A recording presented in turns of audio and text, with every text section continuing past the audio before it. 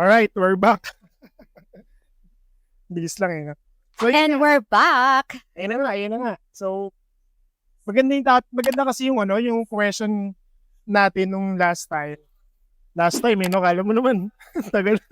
Maganda yung question natin na I think dapat separate na topic talaga siya. Separate discussion siya na kung ako ba, may anak na ako, view, responsibilidad ko ba din bang magbigay sa mga magulang ko? O dapat ko bang unahin na yung sarili kong pamilya sa mga magulang ko? Yan ang isa sa mga realidad din na nakikita natin ngayon. Na nakakalungkot. Yes, pero hindi na ako parang mag-drop ng names. Pero may nakikita kasi ako ng mga ano ko lang din, mga acquaintances ko lang din na may sarili ng pamilya, hindi na talaga nakakatulong o hindi na talaga nila priority na tumulong sa magulang nila. Kasi nga, may sarili na silang pamilya. Well, again, it's another hard topic for us. Napakahirap talaga niyang sagutin. Kung papapiliin ka sa papipiliin nga magulang o anak ko. Pero siguro, I think, na kung sakto lang ang pera mo at hinikita mo, ang i-advise ko, para sa akin is unahin mo pa rin yung pamilya mo, which is yung anak mo na at asawa mo. Kasi remember, yung anak mo, wala pang capability yan. Yung mga magulang mo kahit papano, kaya pa nilang gumawa ng paraan. Pero yung anak sabihin mo, na ine-neglect na natin sila. Yes. Maneneglect na sila. Yeah, kaya nga sabi ko, kung sakto lang talaga yung hinikita mo, kung talagang wala kang extra at all, tipong saktong-sakto lang, unahin mo pa rin yung panggatas, pang-diaper, panggamot, pang-aral ng mga anak mo. Kasi nga, as what I mentioned, yung anak mo, wala pang capability yan na buhayin yung sarili niya. Pero yung mga magulang mo, kahit papaano naman, kaya nilang gumawa ng paraan para makapaghanap ng pera. So, unahin mo yung family mo. Malilibel ka ba na masamang anak ka pag gano'n? Gano'n ang gagawin mo?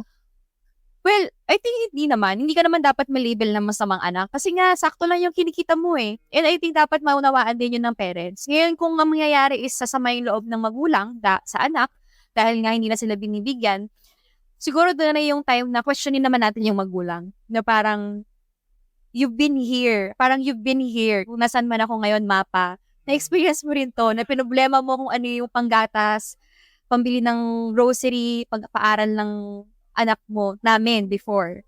So, dapat naiintindihan mo rin yung sitwasyon ko. So, alam mo yun, parang... Ako, share ko lang. Yan, ngayon ko na sasabihin to sa'yo. Yan ang biggest fear ko. Na pag nagkaroon na ako ng sarili kong pamilya, capable na ba ako na buhayin yung family ko? Kaya bakit siguro nag-drive yung energy natin? Pareho tayo ng mindset na hindi naman tayo dapat mag-family agad. Meron tayo mga dapat unahin muna. Kasi gusto natin na mabigyan ng magandang buhay yung magiging pamilya natin, especially magiging anak natin. Kumbaga may establish muna natin na maging okay yung parents natin. Then, eventually, saka tayo magkakaroon ng sarili natin pamilya. Pero hindi kasi yun ang nangyayari sa labas.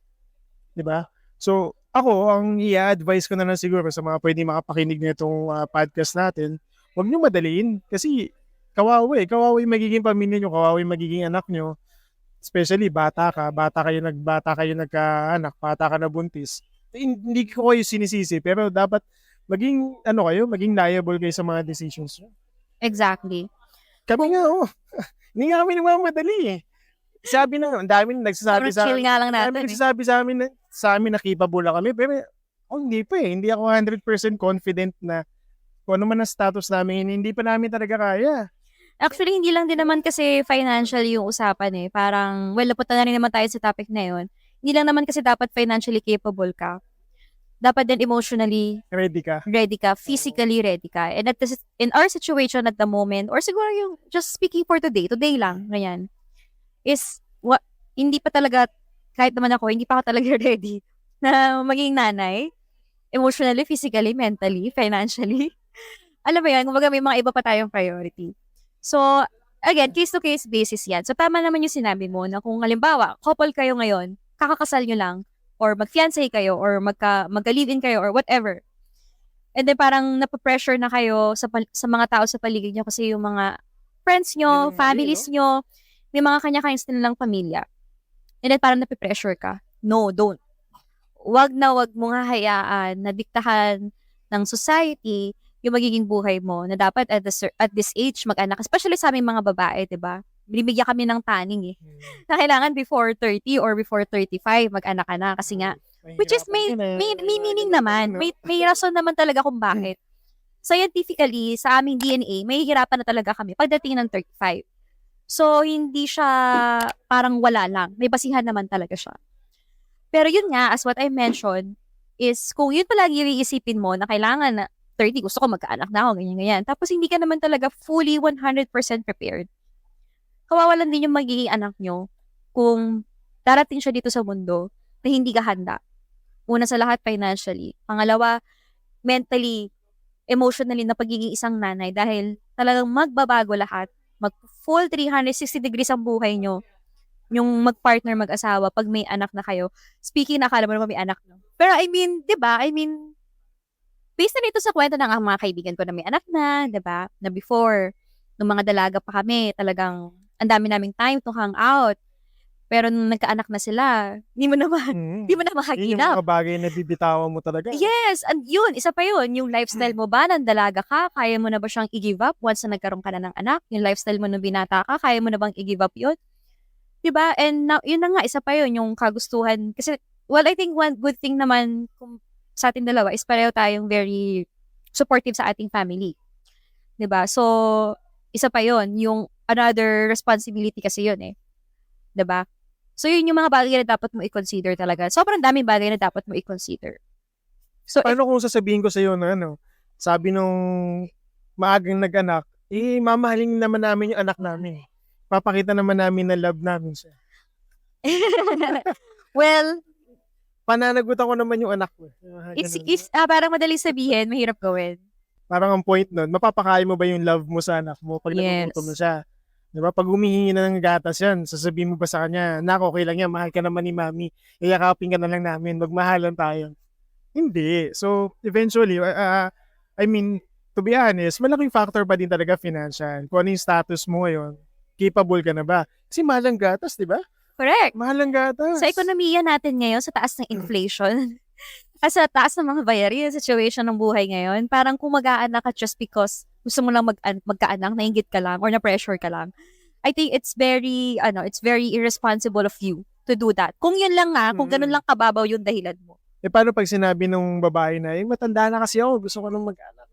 Well, again, baka naman, well, kung gano'n naman talaga ang reason ng babae na gusto talaga niya magkaanak, kasi nga, worry niya na baka mahirapan na siya. That's a valid reason, ha? That's a valid reason. Kung dahil nag-worry siya, na mahihirapan na siyang magkaanak. And alam mo ba ngayon, ang dami na nga na kahit yung mga influencers na mga pinapanood, kung nag-freeze sila ng egg nila at the age of 28, 29, 30, kasi nga, hindi pa naman sila gustong, or hindi pa sila ready mag-anak today, pero wino-worry kasi nila na pagdating ng 35, 36 is mahirapan na sila. Kaya ngayon pa lang na early 30s na lang, freeze na nila yung egg nila. May ganon. Kung Tama capable ka, why not? Capable. Oo. Pero kung agree ako doon sa sinabi mo, pero kung sasabihin mo sa akin na dahil magkakaroon ka ng problem mo kasi nga may edad ka na, paano naman yung side ng guy na bubuntisin ka, sorry for the term, pero hindi naman capable.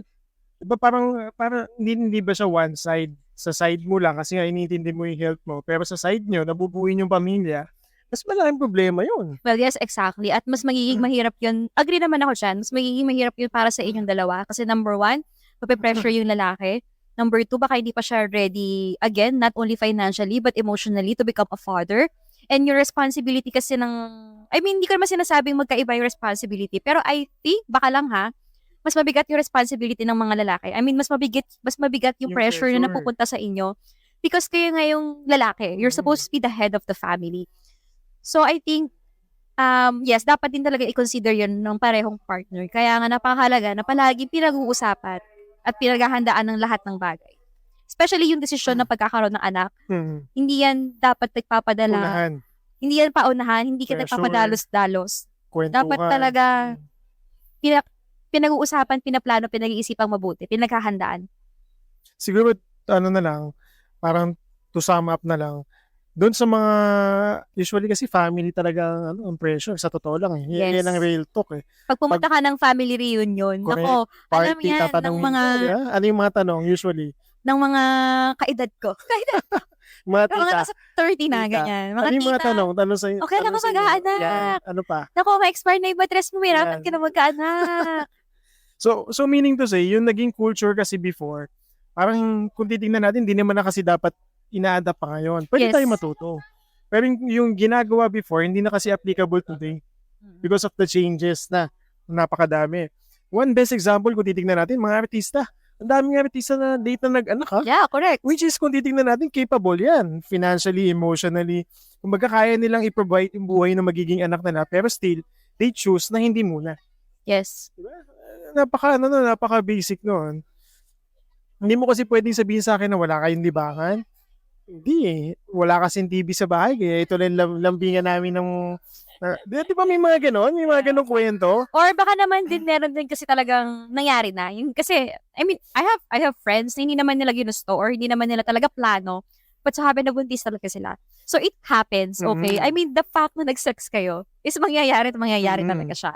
Either mag-contraceptives kayo, mag-pills ka or whatsoever, it will still happen. There's still a chance. So I think dapat talaga ng doble pag-iingat and everything. Hindi, decision talaga yun eh. The moment na nandun ka sa ganong situation, alam mo na yun. Yes, I Diba? mean, kaya nga, what I mean is, halimbawa, may I have a friend, o nagpipil siya, but so happen, nabuntis pa rin siya. Nakalusot. Diba? So, may mga ganong cases. So, ibig sabihin, champion ka. Di ba? May, ako doon, may content ako nun eh. Malakas yung sperm. May nangibabaw. Well, yeah, yun. To sum it up, ano yung natin? Na pag may family na dapat pa unahin yung anak mo or yung family mo? Ay, parents mo? Kung kaya mong hindi mamili, mas maganda. Kung kaya mong hindi mamili at kaya mong tulungan Capable pareho, mas Yes. maganda. Pero tama nun, mag-agree ako doon sa sinabi mo. Since may pamilya ka na, wala may pamilya mo. Kasi nga, yung magulang natin, sorry kung makaka-offend tayo, hindi naman magugutom agad-agad. May way para makagawa sila ng kahit paano, masustain yung needs nila everyday. But yung bata kasi, hindi, iiyak lang yan eh. Correct. Walang panggatas, hindi talaga, wala talaga magiging way. Exactly. So pero, as much as possible, sabi nga namin, kung kaya naman natin i-provide both ng walang expectation, why not? Especially kung capable ka. Yun naman ang usapan. Pero syempre, doon sa mga nagbabalak na magpamilya habang bata pa, wag muna. Enjoy nyo kung ano meron kayo. Sabi nga nung isa sa pinapakinggan natin sa podcast, as much as possible, i-build nyo yung active income nyo. Sabi ni Tito Mike. Yan, si Tito Mike. Sana kahit papaano, mabigyan tayo ng the near future, di ba? Tito Mike ba naman? Mike. So, yun lang, guys. So, thank you at sana meron kayo napulot doon sa pinagkwentuhan natin for today. Again, And, yeah. a gentle reminder, wag muna. Yes. Kung hindi mo kaya yung responsibilidad, Wag muna. huwag ka naman damay. Kung mahirap ka na sa mundo, huwag ka naman damay. Yes. Baka basic. Yun lang. That's all. Bye.